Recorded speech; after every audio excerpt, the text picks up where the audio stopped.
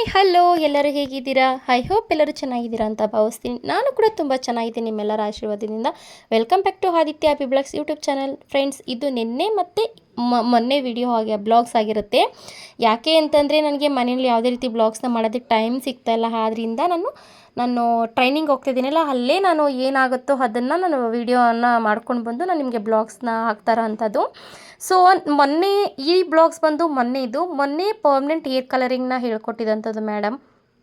ಎಷ್ಟು ಚೆನ್ನಾಗಿ ಹೇಳ್ಕೊಟ್ಟಿದ್ರು ಅಂತಂದರೆ, ನಾವು ಈ ಹೇರ್ ಕಲರ್ನ ಹಾಕ್ಸ್ಕೊಳ್ಳೋದಕ್ಕೆ ಅಂತ ನಾವು ಸಲೂನ್ಗಳಿಗೆ ಹೋದರೆ ಎಷ್ಟು ಎಕ್ಸ್ಪೆನ್ಸಿವ್ ಇರುತ್ತೆ ಗೊತ್ತಾ, ಎಷ್ಟು ಅಮೌಂಟ್ ಇರುತ್ತೆ ಅಂತಂದರೆ ಗಂಟೆಗಟ್ಟಲೆ ದಿನಗಟ್ಟಲೆ ಮಾಡ್ತಾರೆ.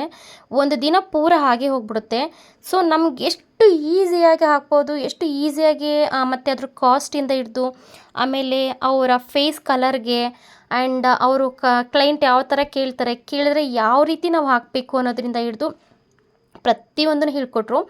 ಮತ್ತು ಕ್ವಾಂಟಿಟಿನೂ ಅಷ್ಟೇ, ಯಾವ ಥರ ಹೇರ್ಗೆ ಯಾವ ರೀತಿ ಕ್ವಾಂಟಿಟಿ ಹಾಕಬೇಕಾಗತ್ತೆ, ಹೇರ್ಗೆ ಯಾವ ರೀತಿ ಕಲರ್ ಮಾಡಬೇಕು ಅನ್ನೋದನ್ನೆಲ್ಲ ಹೇಳ್ಕೊಟ್ರು. ಆ್ಯಂಡ್ ಕೆಲವರು ಕೆರಾಟಿನ್ ಮಾಡಿಸಿರ್ತಾರೆ, ಮುಂಚೆಗೇ ಕೆಲವೊಂದು ಟ್ರೀಟ್ಮೆಂಟ್ಗಳನ್ನ ಮಾಡಿಸಿರ್ತಾರೆ. ಆ ಟ್ರೀಟ್ಮೆಂಟ್ ಮಾಡಿಸಿದ್ರೆ ಯಾವ ರೀತಿ ಮಾಡಬೇಕು, ಕಲರಿಂಗ್ ಮಾಡಬೇಕು, ಟ್ರೀಟ್ಮೆಂಟ್ ಇಲ್ಲ ಅಂದರೆ ಯಾವ ಥರ ಕಲರಿಂಗ್ ಮಾಡಬೇಕು ಅನ್ನೋದನ್ನೆಲ್ಲ ತುಂಬ ಅಂದರೆ ತುಂಬ ಚೆನ್ನಾಗಿ ಹೇಳ್ಕೊಟ್ರು. ಆ್ಯಂಡ್ ನಾನು ಇದನ್ನು ಮಾಡೋ ಟೈಮಲ್ಲಿ ಆ ಹುಡುಗಿ ಅಂತೂ ತುಂಬ ಪೇಷನ್ಸಿಯಿಂದ ಕೂತಿದ್ಲು. ಎಷ್ಟು ಅಂತಂದರೆ ಅವಳು ಕೂಡ ನನಗೆ ಕಲರಿಂಗ್ ಮಾಡಿದ್ಲು. ಆ ಟೈಮಲ್ಲಿ ನನಗೆ ಸ್ವಲ್ಪ ಕಸಿ ಬಿಸಿ ಆಯಿತು. ಫಸ್ಟು ನಾನು ಅವಳಿಗೆ ಮಾಡಿದೆ, ಆಮೇಲೆ ಅವಳು ನನಗೆ ಮಾಡಿದ್ಲು. ನನಗೆ ಮಾಡಿದ ವಿಡಿಯೋ ಎಲ್ಲೋ ಒಂದು ಕಡೆ ಸ್ಕಿಪ್ ಆಗಿಬಿಟ್ಟಿದೆ. ಆ್ಯಂಡ್ ಅವಳು ಕಳಿಸಿದ್ದಾಳೆ, ಆ್ಯಕ್ಚುಲಿ ಎಲ್ಲ ವಿಡಿಯೋನೂ ಅವಳ ಫೋನಲ್ಲೇ ಮಾಡಿದಂಥದ್ದು ನಾನು. ಅವಳು ಕಳಿಸಿದ್ರಲ್ಲಿ ಕೆಲವೊಂದು ಡೌನ್ಲೋಡ್ ಆಗ್ತಾಯಿದೆ, ಕೆಲವೊಂದು ಡೌನ್ಲೋಡ್ ಆಗ್ತಾಯಿಲ್ಲ. ಆದ್ದರಿಂದ ಅದು ನಾನೆಲ್ಲೋ ಹಾಕೋಕ್ಕಾಗ್ತಾಯಿಲ್ಲ. ಅವಳು ಕೂಡ ಅಷ್ಟೇ ನನಗೆ ಕಲರಿಂಗ್ ಎಷ್ಟು ಚೆನ್ನಾಗಿ ಮಾಡಿದ್ದಾಳೆ ಅಂತಂದರೆ, ನನ್ನ ಫೇಸ್ಗೆ ನಂದು ಕರ್ಲಿ ಹೇರು ಆ್ಯಂಡ್ ನಾನು ಸ್ಟೆಪ್ ಕಟ್ಟಿಂಗ್ ಮಾಡಿಸಿದ್ದೀನಿ. ತುಂಬ ಅಂದರೆ ತುಂಬ ಚೆನ್ನಾಗಿ ಕಾಣಿಸ್ತೈತೆ. ನನಗಂತೂ ಸಿಕ್ಕಾಪಟ್ಟೆ ಇಷ್ಟ ಆಯಿತು. ಅಂದರೆ ಅವಳು ಸ್ವಲ್ಪ ಡಾರ್ಕಾಗಿ ಕಲರಿಂಗ್ ಮಾಡಿಸ್ಕೊಂಡ್ಳು. ನಾನು ಸ್ವಲ್ಪ ಲೈಟಾಗಿ ಬೇಕು ಅಂತೇಳಿ ಮೆಹಂದಿ ಕಲರ್ ಥರ ಅಂತ ಹೇಳಿ ರೆಡ್ಡಿಸ್ತ ಹಾಕಿ ಮಾಡಿಸ್ಕೊಂಡಿದ್ದಂಥದ್ದು. ರೆಡ್ ಗೋಲ್ಡ್ ಮಿಕ್ಸ್ ಮಾಡಿ ಮಾಡಿಸ್ಕೊಂಡಿದ್ದೆವು.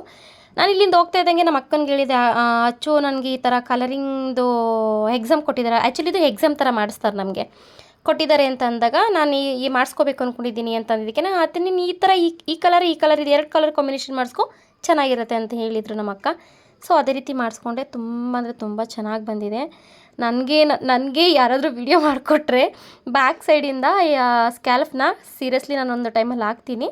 ತುಂಬ ಅಂದರೆ ತುಂಬ ನೀಟಾಗಿ ಬಂತು. ಆಮೇಲೆ ನಾವು ಮಾಡುವಾಗಲೂ ಕೂಡ ಅಷ್ಟೇ, ಏನು ಮಿಸ್ಟೇಕ್ಸ್ ಮಾಡ್ದೇ ಪಕ್ಕದಲ್ಲಿ ಒಬ್ಬರು ನಿಂತ್ಕೊಂಡು ಹೇಳ್ಕೊಡ್ತಾ ಇರ್ತಾರೆ. ಅಲ್ಲಿ ತುಂಬ ನಮಗೆ ಗೈಡ್ ಮಾಡೋದಕ್ಕೆ ಅಂತ ಒಂದು 10 ಜನ ಹುಡುಗಿರಿದ್ದಾರೆ ನಮ್ಮ ಅಕಾಡೆಮಿನಲ್ಲಿ. ತುಂಬ ಚೆನ್ನಾಗಿ ಹೇಳ್ಕೊಡ್ತಾರೆ. ಒಂದು ಚೂರು ಮಿಸ್ಟೇಕ್ಸ್ ಆಗೋದಕ್ಕೆ ಬಿಡೋದಿಲ್ಲ. ಸೀರಿಯಸ್ಲಿ ನಿಜ ಹೇಳಬೇಕು ಅಂತಂದರೆ ಈ ದುರ್ಗಾ ಅಕಾಡೆಮಿ ಅನ್ನೋದು ನಿಜವಾಗ್ಲೂ ನಮಗೆಲ್ಲ ರೀತಿಯೂ ವರ್ತಿದೆ. ನಮಗೆ ಬ್ಯೂಟಿ ಪ್ರಾಡಕ್ಟ್ಸ್ನ ಕಿಟ್ಟು ಕೊಟ್ಟು ಆ್ಯಂಡ್ ಮೇಕಪ್ ಪ್ರಾಡಕ್ಟ್ಸ್ನ ಕೊಟ್ಟು ಕೆಲವೊಂದು ಆ್ಯಕ್ಸೆಸರೀಸ್ನ ಕೊಟ್ಟು ನಮ್ಗೆ ಮಾಡಿಕೊಡ್ತಾರೆ ಮಾಡೋದಕ್ಕೆ ಹೆಲ್ಪ್ ಮಾಡ್ತಾರೆ ಅಂತಂದರೆ ನಿಜವಾಗ್ಲೂ ತುಂಬ ಖುಷಿಯಾಗುತ್ತೆ.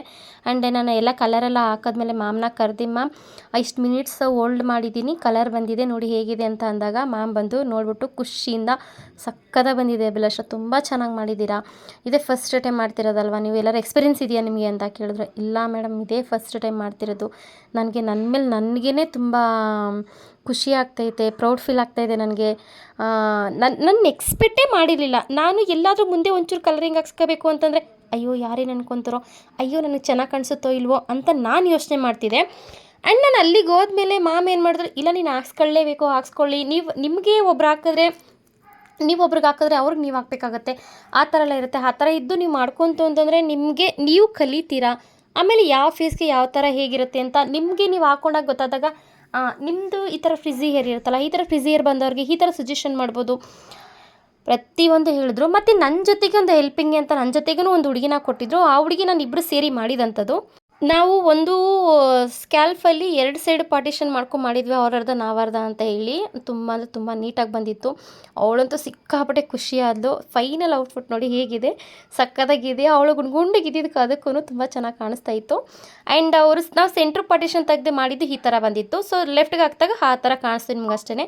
ಆ್ಯಂಡ್ ನಿನ್ನೆ ನಮಗೆ ಏನು ಕೊಟ್ಟಿದ್ದು ಅಂತ ಹೇಳಿದರೆ, ನನಗೆ ಒಬ್ಬರು ಮಾಡಲ್ನ ಕೊಟ್ಟಿದ್ದರು. ಅವರು ಆ್ಯಕ್ಚುಲಿ ನಾವು ಮಾಡಲ್ ಅಂತಲೇ ಹೇಳೋದು. ಸೊ ನಾನು ನೀಟಾಗಿ ರೆಡಿಯಾಗಿ ಹೋಗಿದ್ದೆ. ನನಗೆ ಕೊಟ್ಟಿದ್ದ ಹೇರ್ ಸ್ಟೈಲ್ಗೆ, ನನಗೆ ಹಾಕಬೇಕಾಗಿದ್ದ ಹೇರ್ ಸ್ಟೈಲ್ಗೆ ನಾನು ನೀಟಾಗಿ ರೆಡಿಯಾಗಿ ಹೋಗಿದ್ದೆ. ನನಗೆ ಕೊಟ್ಟಿದ್ದ ಮಾಡಲ್ ನೀಟಾಗಿ ರೆಡಿಯಾಗಿ ಬಂದಿಲ್ಲ. ನನಗಂತೂ ಬೇಜಾರೇ ಆಗೋಯ್ತವಳ ನೋಡಿ. ಆ್ಯಕ್ಚುಲಿ ನಾನು ಅವಳಿಗೆ ಹೇಳಿದ್ದೆ, ನಮ್ಮ ಗ್ರೂಪಲ್ಲಿ ನಾನು ಅವಳಿಗೆ ಇನ್ಫಾರ್ಮ್ ಮಾಡಿದೆ. ಗ್ರೂಪಲ್ಲೆಲ್ಲ ಅವಳಿಗೆ ಆ್ಯಕ್ಚುಲಿ ನಾನು ಇನ್ಫಾರ್ಮ್ ಮಾಡಿದೆ, ನೋಡು ನನಗೆ ಈ ಥರ ಹೇರ್ ಸ್ಟೈಲ್ ಕೊಟ್ಟಿದ್ದಾರೆ ನಿನಗೆ, ನಾನು ಈ ಥರ ಸ್ಯಾರಿ ಹಾಕ್ಕೊಂಬರ್ತೀನಿ, ನೀನು ಹಾಕ್ಕೊಂಡು ಬಾ ಅಂತ ಹೇಳಿದೆ. ಅವಳು ಹಾಕ್ಕೊಂಡು ಬಂದಿರಲಿಲ್ಲ. ಆ್ಯಕ್ಚುಲಿ ನಾನು ಮನೆಯಿಂದ ತೊಗೊಂಡು ಹೋಗಿದ್ದೆ ಅವಳಿಗೆ ಹಾಕೋ ಅಂತ, ಹಾಕ್ಕೊಳ್ಳಿಲ್ಲ. ಯಾಕೆಂದರೆ ನಮ್ಗೆ ಟೈಮ್ ಸಾಕಾಗ್ತಿರಲಿಲ್ಲ. ಆಮೇಲೆ ನಮ್ಗೆ ಏನು ಹೇಳಿದ್ರು, ಅದು ನೋಡೋದಕ್ಕೆ ತುಂಬ ಈಸಿ ಕಾಣಿಸ್ತು ಹೇರ್ ಸ್ಟೈಲು. ಆರಾಮಾಗಿ ಮಾಡಿಬಿಡ್ಬೋದಲ್ಲ. ಅವಳು ನಾನು ಫಸ್ಟ್ ಮಾಡ್ತೀನಿ ಅಕ್ಕ ಅಂತಂದ್ರೆ, ಬೇಡ ಬೇಡ ಬೇಡ ನಾನೇ ಫಸ್ಟ್ ಮಾಡ್ತೀನಿ, ಆರಾಮಾಗಿ 2 ಅವರ್ಸಲ್ಲಿ ಮುಗಿತೀನಿ, ಕುತ್ಕೋ ಅಂತಂದೆ. ಕುತ್ಕೊಂಡ್ಮೇಲೆ ಗೊತ್ತಾಯಿತು 3.5 ಅಲ್ಲ 4 ಅವರ್ಸ್ ಆದರೂ ಕಂಪ್ಲೀಟ್ ಆಗಲಿಲ್ಲ ಅದು ಅಂತ. ನೋಡೋಕ್ಕೆ ಈಸಿ ಇರುತ್ತೆ, ಸೊ ಮಾಡೋದಕ್ಕೆ ತುಂಬ ಕಷ್ಟ ಆಗುತ್ತೆ. ನಾವು ಟ್ರೈನಿಂಗ್ ತೊಗೊಳ್ತಾ ಇರೋದ್ರಿಂದ ನಮಗದು ಕಷ್ಟ ಅಂತ ಅನ್ನಿಸ್ತು. ಸೊ ಪ್ರಾಕ್ಟೀಸ್ ಆಗ್ತಾ ಅದು ಈಸಿ ಆಗುತ್ತೆ ಅನ್ನೋ ಕಾನ್ಫಿಡೆನ್ಸ್ ನನಗಿದೆ. ನನಗೂ ಒಂದು ಬ್ರೈಡಲ್ ಥರ ಕೊಟ್ಟಿದ್ದರು. ಫೈನಲ್ ಔಟ್ಫಿಟ್ ಅಂತೂ ಅಷ್ಟೊಂದೇನು ಚೆನ್ನಾಗಿ ಬರಲಿಲ್ಲ. ಯಾಕೆ ಅಂತಂದರೆ ನಾನು ಕ್ರಿಂಪಿಂಗ್ ಚೆನ್ನಾಗಿ ಮಾಡ್ಕೊಂಡಿರಲಿಲ್ಲ ನಾನು. ಅದು ಆ ಕಡೆ ಈ ಕಡೆ ಸ್ವಲ್ಪ ಟೇಪ್ ಅಂಟಿಸ್ಬೇಕಾಯ್ತು, ಅಂಟಿಸಿರಲಿಲ್ಲ. ಹೊಸದು ಬೇರೆ ಅದು, ನಾನು ಹೊಸ್ದಾಗಿ ತೊಗೊಂಡಿದ್ದಂಥದ್ದು ಕಿಟ್ ಅದು. ಸೊ ಅದರಲ್ಲಿ ಆ ಥರ ಇದ್ದಿದ್ದು. ಬಟ್ ಸ್ಟ್ರೈಟಿಂಗ್ ಮಾಡಿಕೊಂಡು ಆಮೇಲೆ ಕ್ರಿಪ್ಪಿಂಗ್ ಮಾಡಿಕೊಂಡು ಮಾಡಬೇಕಾಗಿದ್ದು ಬಂತಲ್ಲ, ಆದ್ದರಿಂದ ನನಗೆ ಅಲ್ಲೇ ಟೈಮ್ ಹಿಡಿದ್ಬಿಡ್ತು. ನನಗೆ ಜಡೆ ಹಾಕೋದಿನ್ನು, ನನಗೆ ಡಿಸೈನ್ ಮಾಡೋದೇನು ಟೈಮ್ ಹಿಡಿಲಿಲ್ಲ, ಅಲ್ಲೇ ಟೈಮ್ ಹಿಡಿದ್ಬಿಡ್ತು.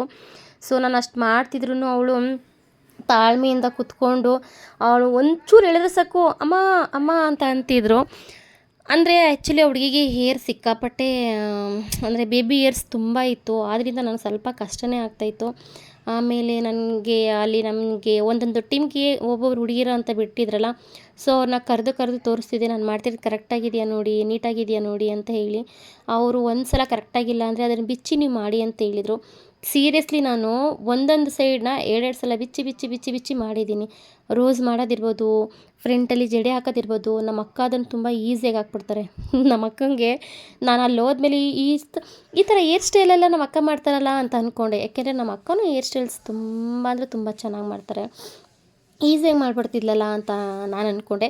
ಬಟ್ ನಮ್ಮಕ್ಕ ಹಾಕೋ ಜಡೆನೇ ನಾವು ಬೇರೆ ಥರ ಮೆಥಡಲ್ಲಿ ಹಾಕಿರ್ತೀವಿ. ಬಟ್ ನಮ್ಮ ಮನೇಲಿ ನಾವುಗಳು ಮಾಡೋದು ಅದು ಬೇಸಿಕ್ ಆಗಿರುತ್ತೆ.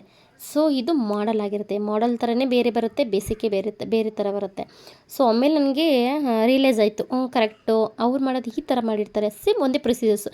ಬಟ್ ನಾವು ಮಾಡೋದು ಸ್ವಲ್ಪ ಚೇಂಜಸ್ ಮಾಡ್ಕೊಂಬಿಟ್ಟಿರ್ತೀವಿ, ಅದು ಮಾಡಲ್ ಆಗಿರ್ತಿದ್ದು ಬೇಸಿಕ್ ಆಗಿರುತ್ತೆ ಅಂತ ನಮ್ಗೆ ಅವಾಗ ಹಂಗೆ ಅನ್ನಿಸ್ತು.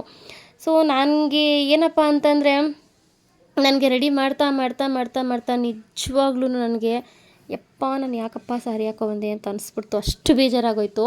ಇದನ್ನು ನಾನು ಮಾಡುವಾಗ ಬೇಕಾದ್ರೆ ನಿಮ್ಗೆ ನೋಡಿಬೇಕಾದ್ರೆ ನನ್ನ ಹೇರು ಎಷ್ಟು ಚೆನ್ನಾಗಿ ಕಾಣಿಸ್ತಿದೆ ಅಂತ ಅಂದರೆ, ನಿಜವಾಗ್ಲೂ ಅಷ್ಟು ಚೆನ್ನಾಗಿ ಕಾಣಿಸ್ತೈತೆ. ತುಂಬ ನೀಟಾಗಂತೂ ಹೇಳ್ಕೊಡ್ತಿದ್ರು ನಮಗೆ. ಪ್ರತಿಯೊಂದು ಅಷ್ಟೇ, ನಮಗೆ ಏನು ಬರುತ್ತೆ ಏನು ಬರಲ್ಲ ಅನ್ನೋದನ್ನೆಲ್ಲ ನೀಟಾಗಿ ಹೇಳ್ಕೊಡ್ತಾಯಿದ್ರು.